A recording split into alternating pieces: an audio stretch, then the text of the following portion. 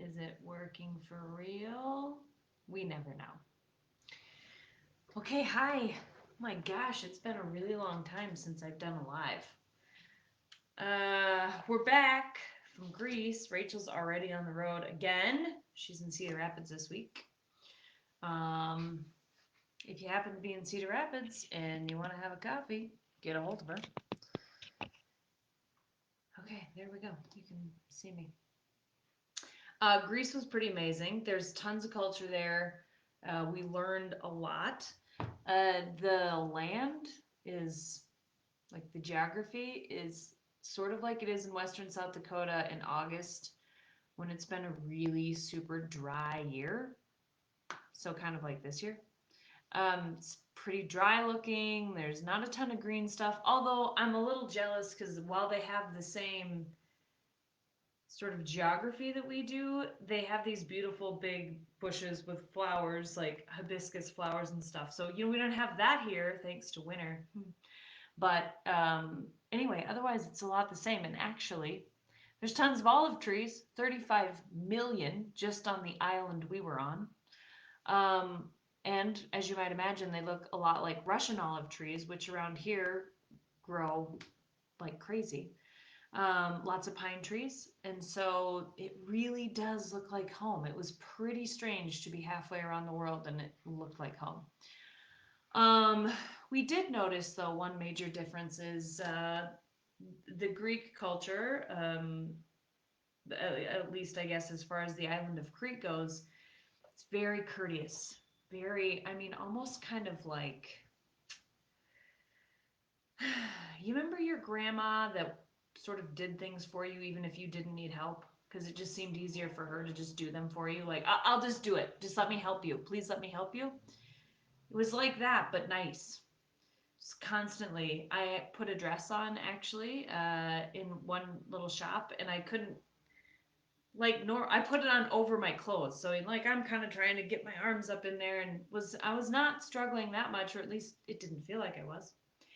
And the woman, the owner of the shop, just said, I make for you." They say make. They don't have the same um, verbs that we do.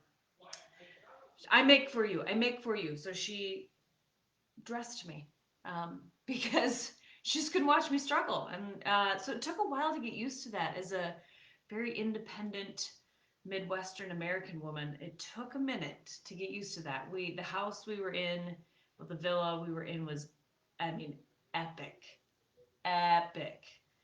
And we also there was staff in the house, so you couldn't even get your own Coke. Every meal was at least four, what are they called? uh, Dishes. There was always some sort of bread and then a salad and then pasta or something something, I don't know, and then the main course and then dessert and wine out your ears, which I didn't obviously have very much of that since I'm pregnant, but it was in abundance for anybody who wanted it. So in total, Greece was amazing. The weather was literally perfect. If you like 73 to 80, um, it was a little windy, but you're on an island. You should expect wind, I would say. But otherwise, it was beautiful and relaxing. The people we were with, our IX mastermind group, oh my gosh, we had so much fun. I think I actually was able to maintain my weight because I am pretty sure I burned a lot of calories laughing. We just had such an incredible time. Charlie and Barb were there, and Lindsay, and let's see, I got to get everybody. Lindsay, and then Shelly, and um, Becky and Steve, Jason, Mary Jo, and then Quillen and I, and Rachel and Cappy. And oh my God, it was just so great to see all those people. I can't wait to do another mastermind. If you're interested in knowing about that, you should reach out to us. You should also know, because you know us, that we don't have anything planned yet, but it's going to be epic. What else is new? I'm going to be in Minneapolis the week of June 28th. And so if you want to hit me up, I'm only going to be there actually for 3 days and don't have a lot of spare time. But if you happen to be in the area and you want to meet up, I will sure see if I can make some time. Um, Becky Kurtz, if you're listening to this, I will see if maybe we could catch breakfast one morning, an early breakfast. Now that I know that you're an early riser. Um, okay, Helix. Helix now has all of its own social media and the website and all the things.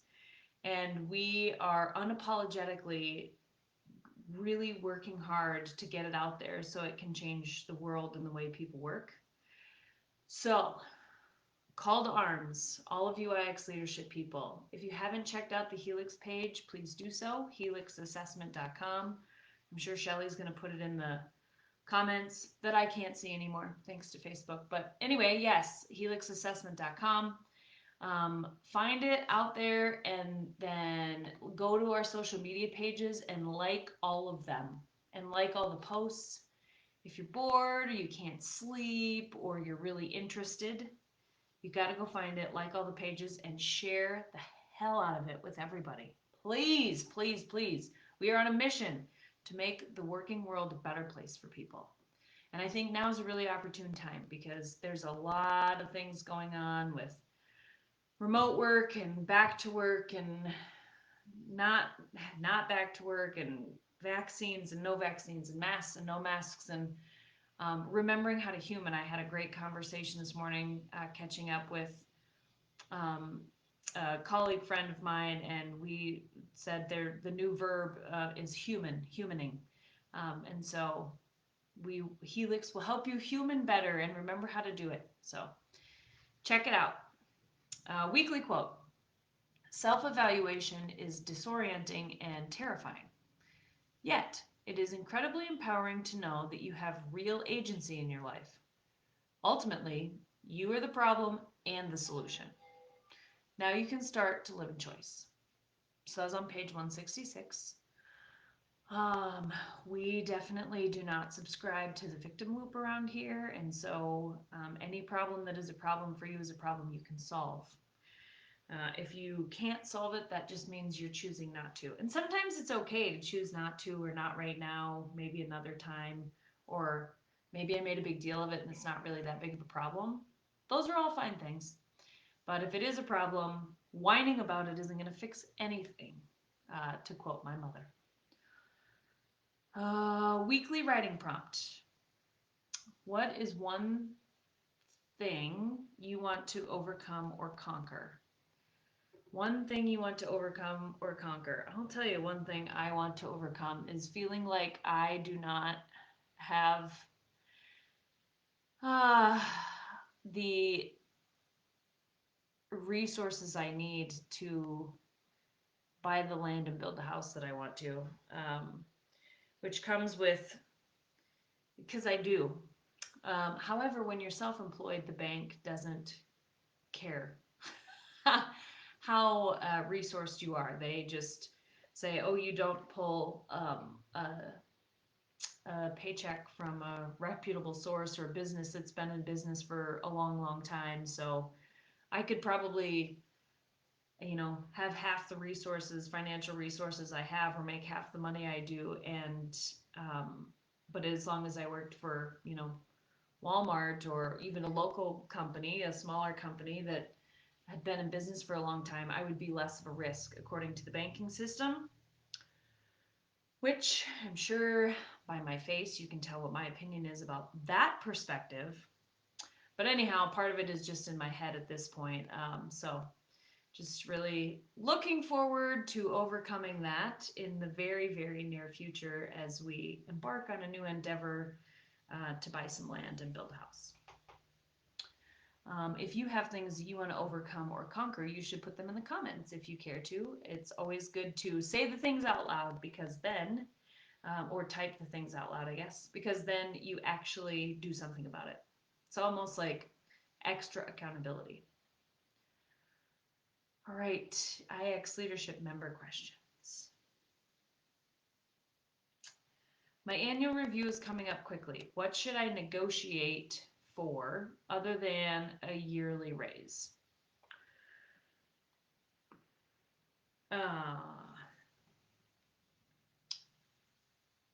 I, I guess during an annual review, I wouldn't anticipate anyone would be negotiating much of anything unless it was a raise. And the only reason you would probably negotiate for a raise is if you had really stepped outside of your current role's responsibilities, and you've got all the documentation to prove that you did so.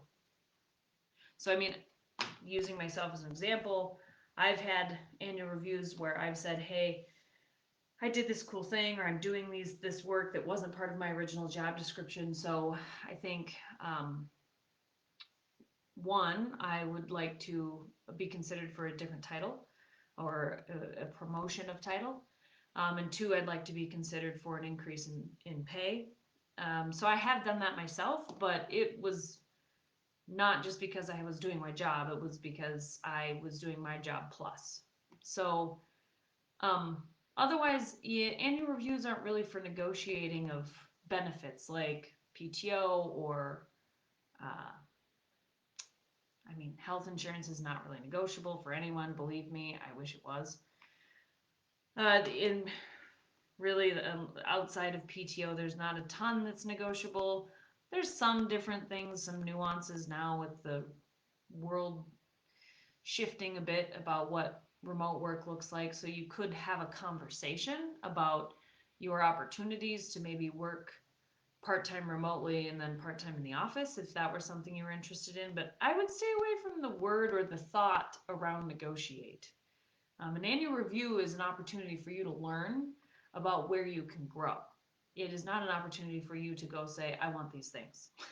Not necessarily. So I would set up if you've really got some things in mind that you'd like to change or improve about your role or your work life or whatever. I would encourage you to set up a separate meeting to discuss that and let the annual review really be about your opportunities and how you've grown in the past year. Okay. I work in manufacturing, and one of my lateral supervisors has been out a lot, and I've been covering for him. While doing this, my own work has suffered. The situation is difficult because their work has to be complete for mine to be started. Okay, bottleneck. How do I address this with them or my supervisor without seeming like I'm not a team player? I am a stabilizer. I was gonna say you must be a stabilizer because as an independent, I just go to my boss and say, "Hey, Jack over here isn't getting his stuff done, and I can do it for him, but that means mine's not gonna get done. So you tell me what you want." That would be a very easy conversation for me. So as a stabilizer, I'm sure it feels uncomfortable to be considered, not a team player.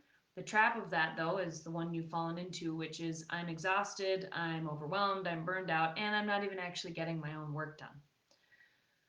So the first thing I would recommend is make a list of the things that you're doing that person's responsibility or that person's role typically takes care of, and then put times next to that. How much time have you spent, let's say, in the last 30 days doing those things? And then make a list of all the things that you're not getting to in a timely manner, deadlines you're missing, or things that are going to be missed now because they didn't get done in time or they got pushed back. And how much those deadlines will be missed or the amount of time you're not spending on those things. And then I would go to the supervisor and talk to them about it and say, this is not a tattletale situation. This is a work efficiency situation. So say, I have identified a place where we are being inefficient and I need your help resolving this because I certainly don't want to get us behind, get us off track or behind. So I would have an efficiency conversation with the supervisor and then develop a plan for what you're going to do.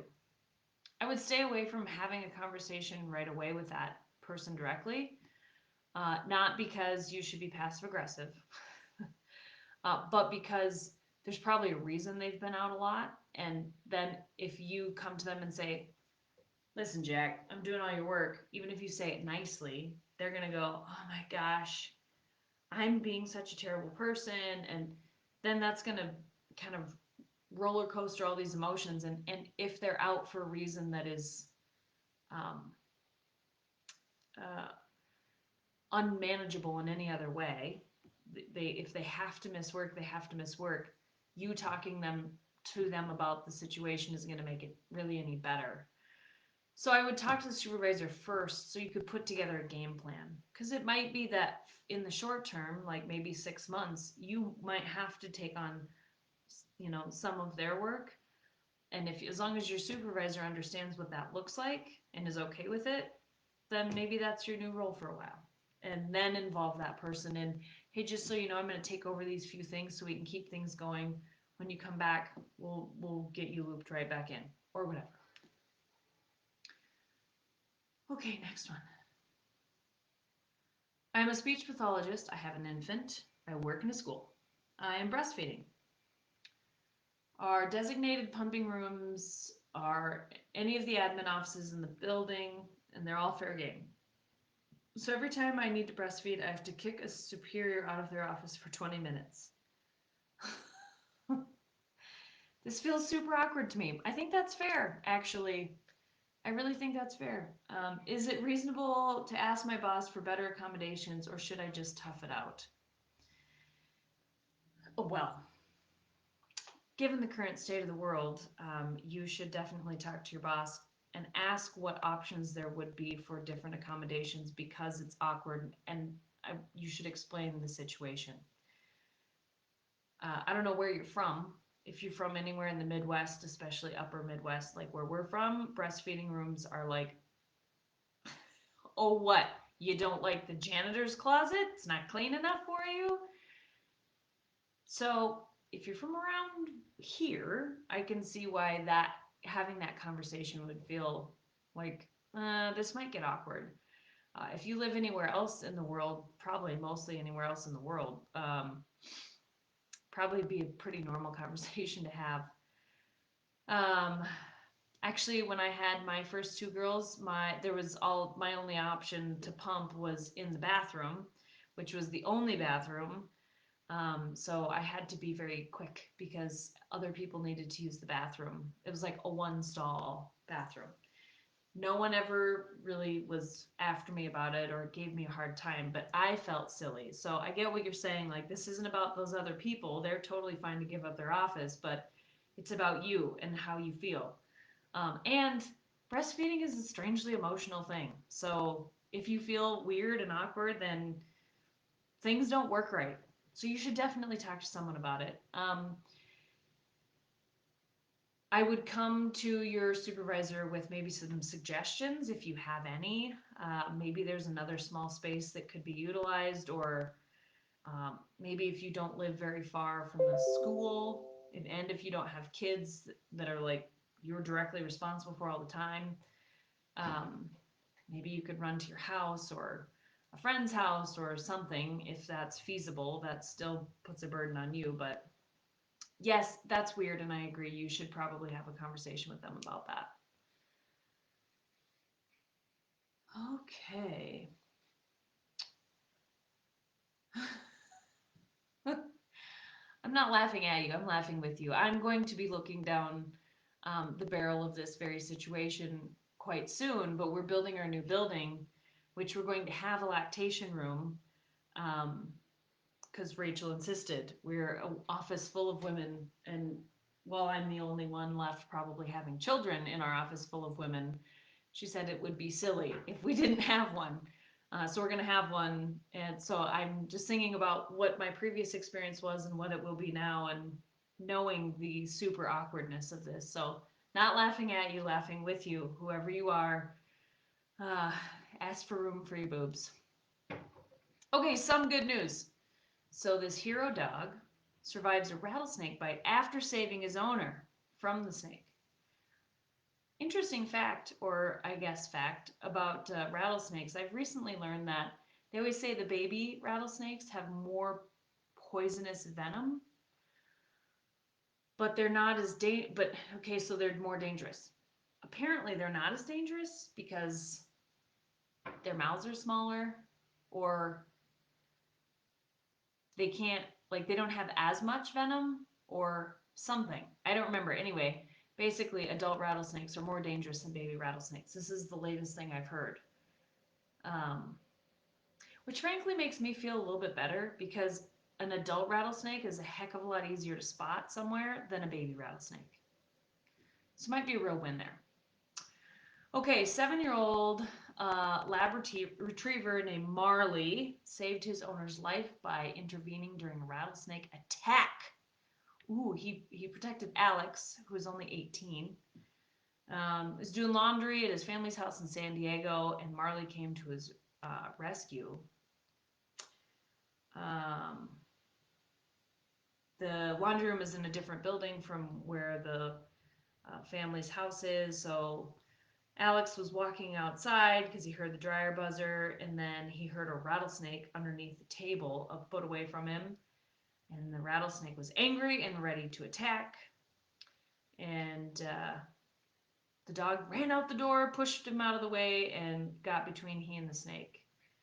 Um, and actually, dogs, I mean, there's anti-venom, which is good for animals. Well, for humans too, but for animals. And there's some sort of a shot you can get for animals now with all that stuff. But they are actually more resilient to rattlesnake bites than humans are. So that's good. So this kid was worried that his dog was gonna die. The rattlesnake bit Marley twice on his tongue and his neck. Um, and then of course they took the dog to the vet, and he seems to be doing okay. He's still got some nerve damage on his tongue and jaw, and I guess he does require medication and weekly therapy visits. I don't know about that, but whatever. I guess that's what Alex said his dog needs. Um, so anyway, Marley is a hero because he saved Alex, and that's a great story. So good job, Marley. You're the dog of the day. Okay, well, that's it from me today. I have no idea what the out weeks of June and July look like for IX Leadership Group, but we will be talking to you again, I'm sure, very soon.